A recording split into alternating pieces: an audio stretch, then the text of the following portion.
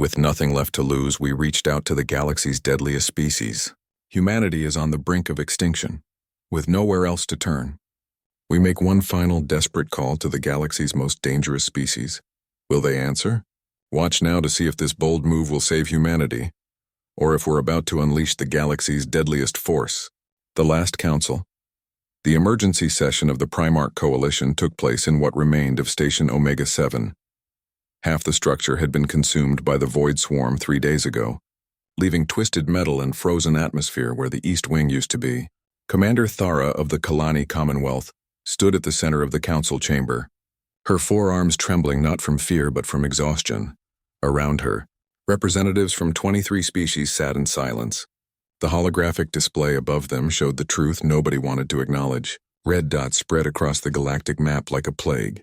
Each dot represented a world consumed, a billion lives extinguished, another victory for an enemy they couldn't understand or stop. The Void Swarm had appeared from dark space 8 months ago. Not ships exactly, but living darkness that moved between stars, consuming energy, matter, and life itself. They didn't communicate. They didn't negotiate. They simply consumed everything in their path, growing stronger with each world they devoured. The 7th Fleet is gone, Admiral Corvin announced, his scaled face showing the strain of constant defeat. The reptilian Drex had lost 5 of their core worlds in the past month alone. They lasted 4 hours before the swarm absorbed them entirely. Silence followed his words. The 7th Fleet had been their strongest remaining force, equipped with the latest plasma weapons and shield technology. If they couldn't even slow the swarm down, what hope remained? We must consider evacuation to the Outer Rim, suggested Ambassador Ilith of the Theron Collective. Her crystalline form pulsed with dim light, a sign of deep distress among her kind. Perhaps if we abandon the core systems, and go where? Interrupted General Maxon of the Corvid Alliance, his feathers bristling with agitation. The swarm follows energy signatures. They'll track us wherever we flee. We're merely delaying the inevitable. Thara watched the arguing continue, the same circular debates they'd been having for weeks. Retreat, regroup, research, all meaningless when facing an enemy that adapted to every strategy, absorbed every weapon, and grew stronger with each victory. She'd been preparing for this moment, knowing it would cost her everything, possibly her life if the Council turned against her. She activated her personal communicator, and a new image appeared on the main display. It showed a small blue planet in an isolated system, surrounded by a network of automated defense platforms and containment fields. Several council members recognized it immediately and recoiled. No, Admiral Corvin said immediately. We sealed them away for good reason. They're insane. They're alive, Thara countered, which is more than we'll be able to say in another month. The blue planet was Earth, home to humanity, the galaxy's most feared and isolated species. 300 years ago, when humans had achieved faster-than-light travel, the galaxy had welcomed them with open arms. That welcome had lasted exactly 47 days. In that time, humans had started 3 wars, violated 17 sacred treaties, and demonstrated a complete inability to follow basic civilized behavior. The final incident had involved a human colony ship that encountered a derelict vessel from the ancient Harbinger civilization. Instead of reporting the find to the Coalition as protocol demanded, the humans had stripped it for parts, turned the weapon systems into something they called a party cannon, and accidentally opened a rift in space-time that took 3 months to seal. The Coalition's response had been unanimous.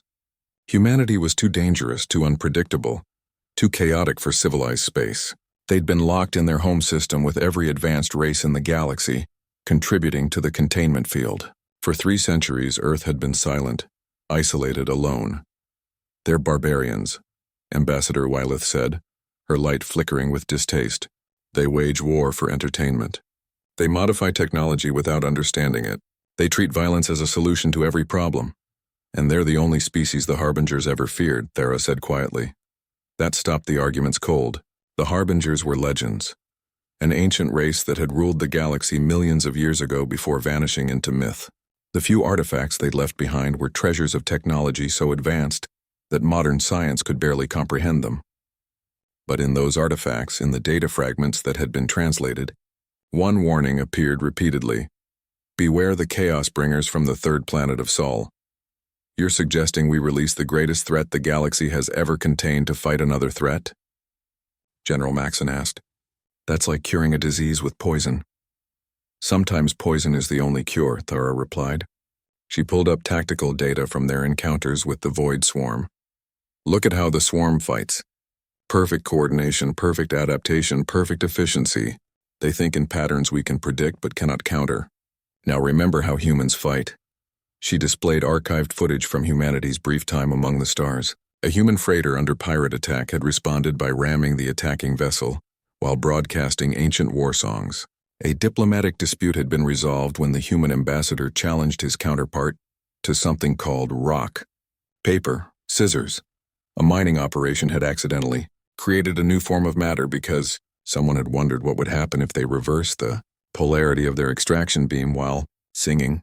They make no sense, she continued. Their tactics are impossible to predict because even they don't know what they're going to do next. They treat the laws of physics as suggestions. They see impossible odds as an interesting challenge. If anyone can fight an enemy that adapts to everything, it's a species that never does the same thing twice. The debate raged for 6 more hours. Representatives threatened to withdraw from the coalition if humans were contacted. Others argued that extinction was preferable to unleashing humanity on the galaxy again. But as they argued, 3 more systems went dark on the tactical display. The Void Swarm was accelerating, growing stronger, moving faster. Finally, Thara called for the vote. It was closer than she'd expected, closer than she'd hoped, but in the end, desperation won over fear by a single vote. Admiral Corvin cast the deciding ballot, his voice heavy with the weight of what they were about to do.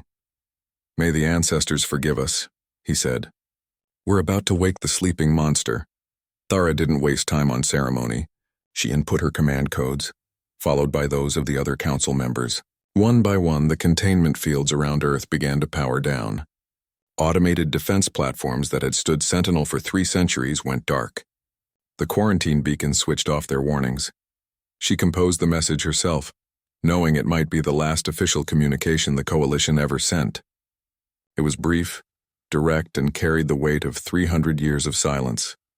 To the people of Earth, she began, her voice steady despite the magnitude of what she was doing. This is Commander Thara of the Primarch Coalition. We are facing extinction from an enemy we cannot defeat. Our weapons, our strategies, our technologies have all failed. 500 billion souls have already been lost. In our darkest hour, we turn to you, not as conquerors or criminals, but as the galaxy's last hope. We imprisoned you out of fear. Now we free you out of desperation. The coordinates of the enemy are attached to this message. We know we have no right to ask for your help. We know we deserve no forgiveness for what we did to you. But if any spark of compassion remains in humanity's heart, please, help us. She sent the message toward the blue planet that had been humanity's prison for 3 centuries. Around her, the council members sat in silence, some praying to deities they hadn't believed in for centuries, others simply staring at the tactical display as another star system went dark. What if they don't respond? Ambassador Illith asked quietly. What if 300 years of isolation has made them bitter, vengeful? Then we die knowing we tried everything, Thara replied. And if they do respond? General Maxon asked. If they come to fight? Thara looked at the spreading darkness on the tactical display, the Void Swarm consuming everything in its path with mechanical precision and absolute efficiency. Then we'll learn what happens when perfect order meets perfect chaos, she said, and we'll pray that chaos wins. Breaking the silence, Earth's Global Defense Command had maintained the same routines for 300 years. Monitor the containment field, track the automated platforms, record any transmissions from beyond the barrier. It was boring work. Generational duty passed from parent to child, more tradition than necessity. Nobody really expected the barrier to fall. Captain Jake Morrison was halfway through his coffee when every alarm in the Gibraltar Station Command Center went off simultaneously. His coffee mug shattered on the floor as he lunged for his console, fingers flying across displays that showed the impossible. The containment field was collapsing, not from an attack, but from a controlled shutdown. Sarah, tell me I'm reading this wrong, he said to his second-in-command, Lieutenant Sarah Chen, who was already pulling up secondary confirmations. You're not, sir, she replied, her voice tight with excitement and fear. The field's down, all of it. Every platform, every beacon, every barrier. We're free. The The command center erupted into chaos. Some officers cheered, others looked terrified, a few simply stood frozen in shock. 3 centuries of isolation ending without warning, without explanation, without any preparation for what came next. Then the message arrived. Jake played Commander Thera's transmission 3 times before the weight of it truly hit him. The galaxy that had locked humanity away like a rabid dog was now begging for their help. The irony should have been satisfying. Instead, looking at the tactical data attached to the message, Jake felt something else entirely. He felt excited. "Get me the president," he ordered. "Then get me the Mars colony, the lunar cities, and every ship captain in the system. Tell them the cage is open and someone just asked the wolves to come play." The emergency session of Earth's United Government convened within the hour. President Maria Santos, a woman who'd spent her entire political career preparing for a possibility nobody thought would come, listened to the coalition's message with an expression that gave nothing away. "They locked us up for 3 centuries, General Armstrong said when the message finished. "Left us to rot in our own system while they played their sophisticated games among the stars. Now they want our help? They're offering us everything," Admiral Rebecca Patel pointed out, scrolling through the technical data the coalition had included. Star charts, technological databases, the location of every habitable world in the galaxy. "This is everything we've dreamed of." "It's a trap," suggested Director Kim from Intelligence. 300 years of silence, then suddenly they need us? Convenient. President Santos raised her hand for silence. Around the table, the most powerful humans alive waited for her decision. When she spoke, her voice carried the weight of centuries of preparation. "Ladies and gentlemen, for 300 years we've been preparing for this moment. Every child born on Earth has been raised with stories of the stars we couldn't reach. Every scientist has wondered what wonders awaited us beyond the barrier. Every soldier has trained for the war we knew would come someday." She stood, her eyes blazing with determination. "They called us barbarians. They said we were too dangerous for civilized space. They locked us away because they feared what we might become." She smiled then, an expression that would have terrified the coalition if they could have seen it. "Let's show them they were right to be afraid, but not in the way they think. Sound general mobilization. Every ship, every weapon, every crazy idea we've been saving for 3 centuries. Humanity goes to war." The response was immediate and overwhelming. Within hours, shipyards that had been maintaining the same vessels for generations roared to life. The Mars Forge, a massive industrial complex that had been building weapons for a war that never came, began producing at maximum capacity. The Lunar Academy activated its reserves, calling up every trained pilot, engineer, and soldier. But it was the civilians who truly demonstrated humanity's nature. Millions volunteered within the first day. Old veterans dusted off uniforms they'd never thought they'd wear again. Scientists emerged from laboratories with weapons that violated several laws of physics. Artists painted war banners. Musicians composed battle hymns, and somewhere in New Tokyo, a group of teenagers modified a mining vessel into something they called a death disco ball. Captain Morrison found himself appointed to lead the First Response Fleet, a collection of humanity's fastest ships tasked with making initial contact with both the coalition and the enemy. His flagship, the UES Prometheus, was a testament to 3 centuries of isolated innovation. It looked like someone had attached engines to a weapons platform, then decided to add more weapons, then more engines, then given up on any pretense of design philosophy, and just kept adding things until it looked appropriately terrifying. "Sir?" Lieutenant Chen reported as they prepared to depart. "Final count shows 217 ships ready for immediate deployment. Another 1,000 will be ready within the week, and the volunteers, 4 million and counting. We've had to turn people away. There's a group of grandmothers who formed something called the Knitting Brigade, who insist their tungsten needle weapons will be perfect for close combat." Jake couldn't help but laugh. 3 centuries of isolation hadn't dampened humanity's enthusiasm for creative violence. If anything, it had given them time to get really innovative. The fleet launched 48 hours after receiving the coalition's message. As Earth shrunk behind them, Jake stood on the bridge of the Prometheus, watching his species return to the stars. The ships around him were a masterwork of human engineering, each one unique, each one impossible, each one ready for a fight 300 years in the making. Transmission from the coalition, Communications Officer Williams announced. "They're sending rendezvous coordinates and..." He paused, reading the message again. They're asking us to please follow standard approach protocols and not to fire on their ships. Send them our response, Jake ordered. Tell them we'll try our best but make no promises. And Williams? Add our music files to the transmission. All of them. All 70 terabytes, sir? Every song humanity's ever made about war, victory, and really bad decisions. If we're going to save the galaxy, we might as well have a soundtrack. As the human fleet accelerated toward their first battle in 3 centuries, the Coalition monitoring stations picked up something that made their operators question their equipment. The humans weren't just coming to help. They were broadcasting their arrival on every frequency, a cacophony of music, messages, and what appeared to be recipe exchanges between ships. Commander Thera, reviewing the logs from her command post, felt a mixture of relief and terror. She'd asked for help from the galaxy's most dangerous species. Looking at the readings, at the impossible energy signatures and the chaos already evident in their approach, she realized she might have gotten more than she bargained for. They're not following any standard formation, her tactical officer reported. Each ship appears to be operating independently, but somehow coordinating. I can't predict their approach pattern because there isn't one. How long until they arrive? At their current speed, 2 days? But Commander, some of their ships are showing energy readings that shouldn't be possible. One appears to be powered by what looks like a contained black hole. Another is somehow using music as a propulsion system. Thara stared at the readings. The humans hadn't just spent 3 centuries in isolation. They'd spent 3 centuries preparing, innovating, and apparently losing their minds in the most productive way possible. Send a message to all Coalition forces, she ordered. The humans are coming. Try not to shoot them by accident. And whatever you do, don't try to understand their tactics.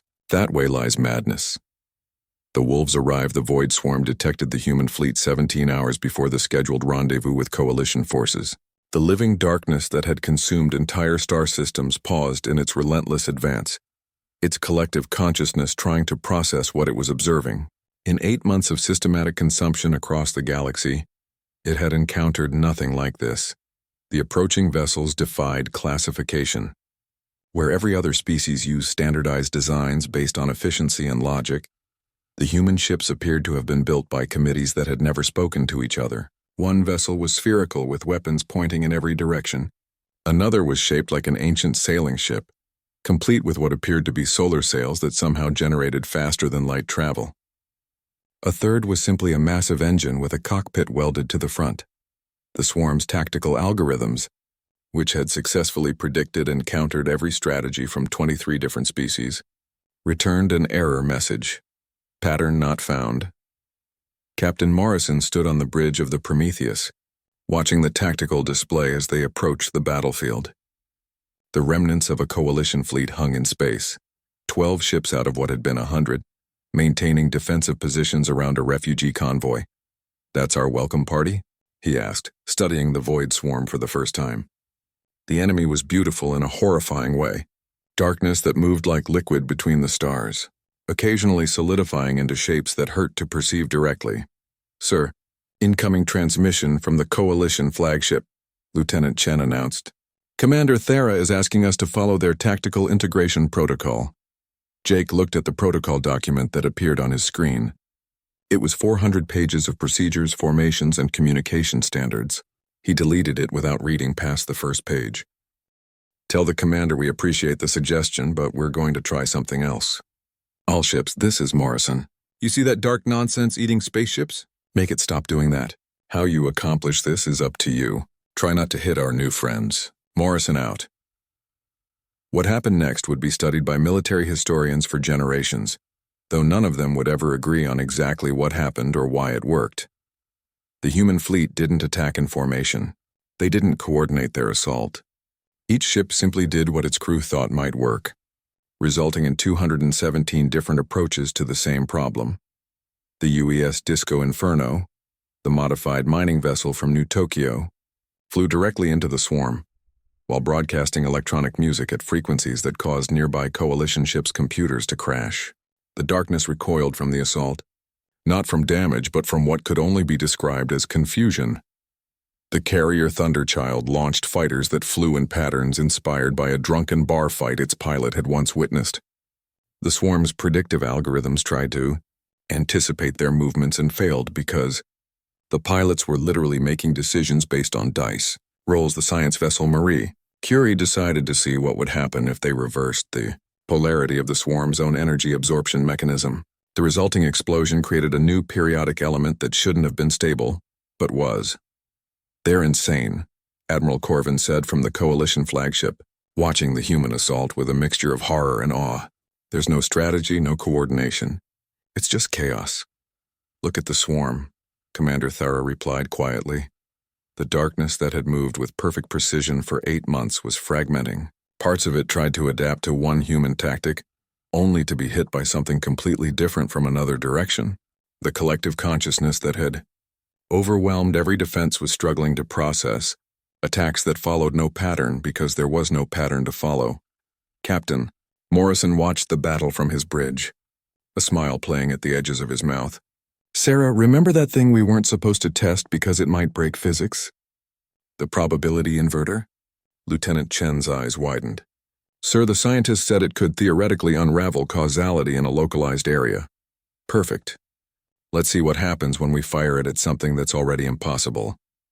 The Prometheus's main weapon was the product of 3 centuries of scientists asking, "But what if we tried this?" without anyone around to tell them no. It didn't fire energy or projectiles. Instead, it fired concentrated impossibility, forcing reality to reconsider its choices in a very specific area. The beam hit the center of the swarm mass. For a moment, nothing happened. Then the darkness began to do something it had never done before. It hesitated. "It's working," someone shouted from the Coalition flagship. "The swarm is pulling back." But pulling back wasn't quite accurate. The swarm was trying to understand what had just happened to it. Parts of its mass had been convinced they didn't exist. Other parts had been turned into their opposite, becoming patches of blinding light within the darkness. Still other sections were existing in 17 dimensions simultaneously, most of which weren't typically available in this universe. The human fleet pressed their advantage, if advantage was the right word for what was happening. The battleship Serious Business fired clouds of nanobots programmed to paint smiley faces on anything they touched. The destroyer, Last Laugh, created holographic duplicates of itself, each one behaving slightly differently. The medical ship Florence Nightingale decided to try healing the swarm to death with targeted bursts of reconstructive energy. "Commander," Thera's tactical officer reported, his voice shaking. "The swarm is retreating." "It's actually retreating." It was true. For the first time since it had emerged from dark space, the void swarm was pulling back, its collective consciousness overwhelmed by input it couldn't process, tactics it couldn't predict, and enemies that seemed to treat the laws of physics as optional. But Captain Morrison wasn't satisfied with a retreat. He opened a channel to the entire human fleet. "All ships prepare for synchronized chaos. On my mark, everyone do something unexpected." "Sir," Lieutenant Chen said carefully. "How do we coordinate doing something unexpected? That's the beauty of it." "We don't. 3, 2, 1, mark." What happened next broke 7 different monitoring systems on the Coalition ships. Every human vessel did something different, but they all did it at exactly the same moment. The cumulative effect was like hitting the swarm with concentrated entropy. Reality hiccuped. Space-time developed a stutter, and the void swarm, faced with an enemy that weaponized chaos itself, made the only logical decision available to a collective consciousness. It fled. Not a tactical withdrawal, not a strategic retreat, but a full-speed escape back toward dark space, leaving behind fragments of itself that were too confused to follow. The bridge of the Prometheus erupted in cheers. Throughout the human fleet, crews celebrated with songs, dances, and the occasional improvised firework display using weapon systems. The Coalition ships watched in stunned silence as their saviors threw an impromptu party in the middle of a battlefield. "Commander Thara," Captain Morrison said, opening a channel to the Coalition flagship. "The swarm has been discouraged from eating any more planets today. Where would you like us to discourage them next?" Thara stared at the tactical display showing the swarm in full retreat, something she'd believed impossible just hours ago. "Captain Morrison, I need to ask, do your people have any actual military doctrine?" "Oh, we have lots of doctrines," Jake replied cheerfully. "We just never use the same one twice. Keeps things interesting. Now about those refugees you're protecting. Any of them hungry? The cuisine cruiser makes an excellent pizza. and they've been dying to share. As the Coalition tried to process the idea of a warship dedicated to food service, the human fleet was already moving to escort the refugee convoy, their weapons powered down but their music still blaring across every frequency. The ships that had just driven off the galaxy's greatest threat were now arguing about whether pineapple belonged on pizza, a debate that seemed to concern them more than the battle they'd just won. Commander Thara closed her eyes and tried to reconcile what she'd just witnessed. The humans hadn't just defeated the swarm. They'd confused it into submission. They'd won not through superior firepower or brilliant tactics, but through the simple expedient of being too chaotic to fight conventionally. "Sir," her communications officer said quietly, "the human captain is asking if we have any food allergies he should know about. He says, and I quote, 'We're about to throw the biggest victory party the galaxy's ever seen. And everyone's invited.'" Thara looked at the celebrating human fleet, at the retreating swarm, at her own battered and demoralized forces.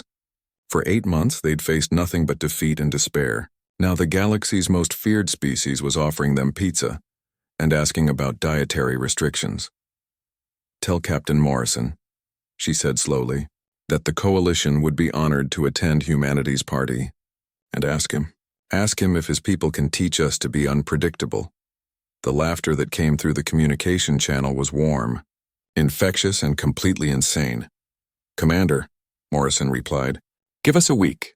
By the time we're done, the swarm won't just be confused.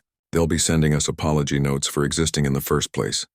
Teaching Madness, the training camp established on the abandoned moon of Kepler 442b, was unlike any military facility the galaxy had ever seen. Where traditional Coalition academies featured ordered barracks and systematic training grounds, the human instructors had created what looked like a carnival that had collided with a weapons depot and decided to make the best of it. General Maxon of the Corvid Alliance stood at the entrance, his feathers ruffling in consternation as he watched human instructors teaching a class of Theron crystal beings how to juggle plasma grenades. "The key," Sergeant Williams was explaining cheerfully, "is to remember that safety is just a state of mind. If you believe the grenades won't explode, they're much less likely to. Probably." "That makes no logical sense," one of the Therans protested, their crystalline form pulsing with confusion. "Exactly," Williams beamed. "You're starting to get it. Logic is the enemy's expectation. We're going to teach you to weaponize nonsense." Jake Morrison found the general standing there an hour later, still watching the organized chaos with the expression of someone trying to solve an equation that kept changing its own variables. Around them, Coalition soldiers from dozens of species were engaged in activities that defied military convention. A group of Kalani were learning something humans called combat improvisation, which seemed to involve using whatever was handy as a weapon, including things that definitely weren't weapons. "Your instructors just taught my best pilots to fly their ships backwards while blindfolded," General Maxon said without preamble. "They said it would help them think outside the cockpit." "Did it work?" Jake asked, genuinely curious. "Impossibly, yes. They completed the obstacle course faster than they ever have flying normally." "I don't understand how." "That's because you're trying to understand," Jake replied, watching as a Drex warrior learned to use a coffee maker as an improvised projectile weapon. "The moment you understand something, it becomes predictable. The moment it's predictable, the swarm can adapt to it." Over the past week, as humans had begun training Coalition forces, they'd made a discovery that changed everything. The Void Swarm wasn't just adaptive. It was perfectly adaptive. It learned from every encounter, analyzed every tactic, and developed counters for every strategy. But its perfection was also its weakness. It could only adapt to patterns that made sense. "Look," Jake said, pulling up a tactical display on his datapad. "In our last 3 encounters with the swarm, we noticed something. The more random our attacks, the slower their response. When the Disco Inferno played that music, the swarm actually stopped moving for 12 seconds. Not because the music damaged it, but because it couldn't figure out why someone would use music as a weapon." Lieutenant Chen approached, accompanied by Commander Thara and several other Coalition officers. She was carrying what appeared to be a cake with tactical displays for icing. "Sir, the predictive modeling team has results," she announced, somehow making the statement sound serious despite the cake. "If we can maintain chaos levels at 60% or higher, the swarm's response time degrades exponentially." "Chaos levels?" Thara asked. You've actually quantified chaos? We had to, Chen explained. Otherwise, we might accidentally become predictable in our unpredictability. The cake, by the way, is both a celebration and a tactical demonstration. Each layer represents a different approach vector, and the icing shows optimal chaos distribution patterns. It's also delicious, added Private Kumar, who'd somehow already gotten a piece. Thara stared at the humans, then at her own officers who were beginning to smile despite themselves. 300 years of isolation hadn't made humanity bitter or vengeful. It had made them weird in ways that were proving to be exactly what the galaxy needed. Show me, she said finally. Show me how to fight without thinking. What followed was the strangest military education in galactic history. Humans taught advanced physics through drinking games. Combat tactics were explained using interpretive dance. One memorable lesson on space. Navigation involved blindfolded pilots racing through an asteroid field while their navigators gave directions using only desert metaphors. But the real breakthrough came from Dr. Lisa Park, a weapons designer who'd spent the isolation years asking questions like, what if we made bullets that apologized? And can we weaponize confusion itself? She stood before a mixed group of scientists and engineers, holding what looked like a standard plasma rifle that had been modified by someone who'd never seen a plasma rifle before. Traditional weapons operate on predictable principles, she explained. Energy goes from point A to point B, causing damage through heat, kinetic force, or molecular disruption. The swarm adapts to all of these because they follow logical patterns. She fired the weapon at a target. Instead of a plasma bolt, it released a cloud of butterflies that somehow set the target on fire. This weapon doesn't follow patterns because I don't understand how it works, she continued cheerfully. I built it during a fever dream and I'm afraid to take it apart in case I can't put it back together. The swarm can't adapt to something that shouldn't exist in the first place. Ambassador Ilith, her crystalline form flickering with what might have been amusement, raised a photon appendage. You're saying our best weapons against the swarm are ones that violate the laws of physics? Not violate, Dr. Park corrected. More like aggressive negotiate. Physics is more flexible than most species realize. You just have to ask nicely, or threaten it. Depends on the day. The Coalition forces threw themselves into their training with desperate enthusiasm. The Drex warriors, traditionally the most disciplined fighters in the galaxy, learned to charge into battle while singing off-key war songs that they made up on the spot. The Therans, beings of pure logic and calculation, discovered the joy of making tactical decisions using games of chance. But it was the Kalani who truly embraced human chaos. Their four-armed physiology allowed them to multitask in ways that even humans found impressive. One Kalani pilot named Zix became famous for steering her ship with two hands while playing a musical instrument with the third and eating soup with the fourth, all during combat. The soup is essential, she explained to a confused Admiral Corvin. The swarm expects me to focus on fighting. Nobody expects soup in a space battle. 3 weeks into the training, long-range sensors detected the Void Swarm massing for another attack. This time they were heading for the Coalition's main shipyards at Proxima Station, a target that would cripple any chance of building new vessels. Jake stood in the Joint Command Center, looking at the mixed fleet of human and Coalition ships. They were outnumbered 3-1, facing a swarm that had spent weeks analyzing their previous encounters. By all logical assessments, they were about to be annihilated. Perfect, he said, causing several Coalition officers to question his sanity. They've been studying us. They think they know what to expect. Sarah, remember that thing we absolutely weren't supposed to do? Lieutenant Chen grinned. Which one? We have a list, all of them. It's time to teach the swarm that studying humans just makes things worse. As the combined fleet prepared to jump to Proxima Station, weapons were charged, shields were raised, and someone started a betting pool on which ship would do the weirdest thing first. The favorite was the Serious Business, whose crew had been suspiciously quiet for days, usually a sign they were planning something spectacularly inadvisable. Commander Thera, now wearing a human-designed uniform that somehow had 17 pockets despite looking like it had none, stood beside Jake on the bridge of the Prometheus. She'd learned more about warfare in 3 weeks than in her previous century of military service. More importantly, she'd learned to stop asking why and start asking why not. Captain Morrison, she said formally, the Coalition fleet awaits your orders. Jake looked at the tactical display, then at the mixed crew of humans and aliens working together in chaotic harmony. He thought about the 300 years of isolation, the fear that had kept humanity locked away, and the desperation that had finally set them free. "All ships," he announced over the fleet communication. "The swarm expects us to be unpredictable, so let's be unpredictably unpredictable. Anyone who uses the same tactic twice gets dishwashing duty for a month." The cheer that went up from the fleet was audible even across the vacuum of space, which shouldn't have been possible, but somehow was. As they jumped toward what should have been certain death, humanity and their new students were laughing, singing, and arguing about whether bringing a mariachi band to a space battle counted as psychological warfare or performance art. The Void Swarm, monitoring approaching signatures, began calculating response strategies. Its collective consciousness processed thousands of scenarios, millions of possible tactics, billions of potential outcomes. It was ready for anything the Allied fleet could throw at it. It was not, however, ready for the UES serious business to arrive playing banjo music while shaped like a giant rubber duck.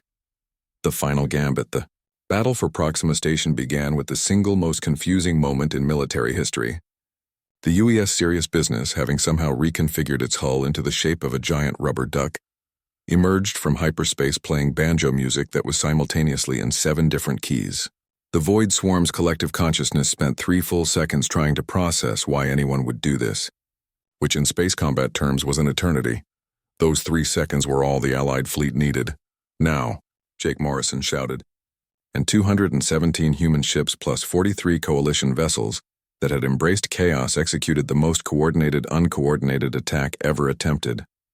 Every ship did something different, but they all did it at exactly the same moment. The Disco Inferno released clouds of glitter that somehow conducted electricity. The Marie Curie fired beams that turned sections of the swarm temporarily into cheese. The coalition vessel Dawn's Light, crewed by Therons who'd fully embraced human tactics, attacked by mathematically proving the swarm didn't exist in their local reference frame. The Void Swarm reeled, its perfect adaptation mechanisms overwhelmed by input that shouldn't have been possible. It tried to counter the glitter, but then had to deal with the cheese. It adapted to the cheese, but then had to process why it had stopped existing in 17 different locations. Every solution created 3 new problems, each more absurd than the last. "Phase 2, Sarah Chen announced from her station. Operation Everything Everywhere All at Once. The human fleet had spent the 3-week journey to Proxima Station, doing something unprecedented in military history. They'd shared every single one of their weapon designs with each other, and then modified them to be even more impossible. The result was that every ship could now fire every type of weapon, but none of them worked the same way twice. The Prometheus fired what should have been a standard plasma bolt. Instead, it created a localized zone where entropy ran backwards, causing debris to spontaneously assemble into sculptures of famous historical figures. The swarm tried to adapt to this, only to be hit by the Thunderchild's new weapon that convincingly argued sections of the swarm into believing they were actually a garden. Commander Thara, commanding the coalition forces with newfound unpredictability, ordered her ships to execute something called Strategic Nonsense Pattern 7, which she'd made up on the spot. The Kalani vessels began flying in loops that spelled out recipes for baked goods. The Drex warriors started ramming swarm tendrils while reciting poetry they were composing in real time. The Corvette Alliance fighters performed synchronized aerobatics that served no tactical purpose whatsoever, except to be beautiful. The Void Swarm's collective consciousness was approaching something that, in organic terms, might be called a nervous breakdown. It had been created eons ago by a long-dead race to be the perfect adaptive weapon. It could counter any strategy, overcome any defense, adapt to any attack. But that creation had been based on a fundamental assumption that enemies would fight logically. For the first time in its existence, the swarm began to experience something it had no protocol for handling. It was becoming frustrated. "Sir," Lieutenant Rodriguez called out from the sensor station. "I'm reading massive energy fluctuations in the swarm's core. It's trying to compute a response to everything at once and failing." Jake watched the tactical display with grim satisfaction. The swarm was pulling itself in different directions, parts of it trying to adapt to one attack while other parts adapted to completely different stimuli. The perfect coordination that had made it unstoppable was breaking down. "Time for the big finish," he announced. All ships prepare for Operation Philosophical Crisis. This was humanity's masterstroke, the product of 3 weeks of the best minds in the Allied fleet asking the stupidest question possible. What if they could make the swarm question its own existence? Dr. Park had worked with coalition scientists to create what she called an existential weapon. It didn't damage the swarm physically. Instead, it transmitted pure paradox, forcing any consciousness it touched to confront questions like, what is the sound of one tentacle clapping? And if you consume everything, have you consumed nothing? Every ship in the fleet fired the existential weapon simultaneously, each one calibrated to a different philosophical paradox.